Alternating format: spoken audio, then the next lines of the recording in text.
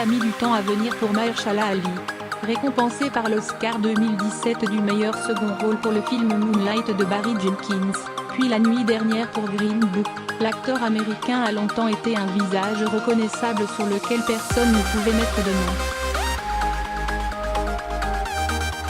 Le lobbyiste Rémi Danton dans House of Cards, Cottonmouth dans Luke Cage ou Bugs dans la saga Hunger Games. Autant de rôles qui ont permis au cadre de bien vivre de son métier sans pour autant accéder à la reconnaissance. Avec cette exposition soudaine, Ali, né Gilmour avant sa conversion à l'islam, a passé un cap. Ce même cap qu'il n'aura jamais réussi à franchir dans le monde du basket. Du haut de son mètre 90, Ali a effectivement un passé déçu de jeune athlète. Né à Oakland et élevé non loin de la Hayward, l'interprète de Don Shirley dans le film oscarisé le week-end dernier, était un arrière prometteur au début des années 90 dans la ligue locale, puis au lycée de Mount Sinai. Il y était considéré comme un élément clé de la rotation du coach Ron Benevide et ses qualités ont aidé le groupe à atteindre la finale, perdue, de division de l'État lors de sa dernière saison. On l'appelait Charles Gilmour à l'époque. C'était un super gamin qui travaillait dur et ne se plaignait jamais. Sa situation familiale était compliquée. Son beau-père était à New York pour jouer à Broadway et ce sont ses grands-parents qui s'occupaient de lui. Il venait à tous les matchs et l'ont très bien éduqué.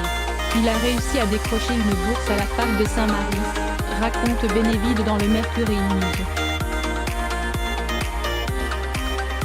À Saint-Marie, dont l'équipe Fanon, les Gaels, évolue en Mensa, les choses se passent moins bien pour le Californien, notamment à cause de rapports compliqués avec le coach Ernie Kent. En 4 saisons, Mahershala Ali, toujours Gilmour à l'époque, tourne à 3,6 points de moyenne et peu d'opportunités de jeu. Honnêtement, à la fin de mon parcours à Saint-Mary's, je détestais le basket. Je voyais des gars se faire broyer, cracher dessus. On m'a menacé de me transférer dans une autre fac. Tout ça au nom de la victoire et de la productivité.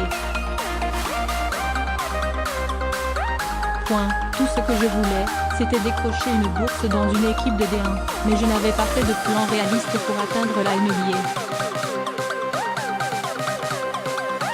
C'est tant mieux, au final. Je suis tombé amoureux du théâtre et on m'a donné l'opportunité de jouer dans une équipe. Tout me venait facilement et les choses se sont bien goupillées, se souvient Ali d'Angers puis après son sacre de 2017. Ne pas persévérer dans le basket a sans doute été la meilleure décision de Mahershala Ali, devenu l'un des acteurs les plus bancables du moment à Hollywood.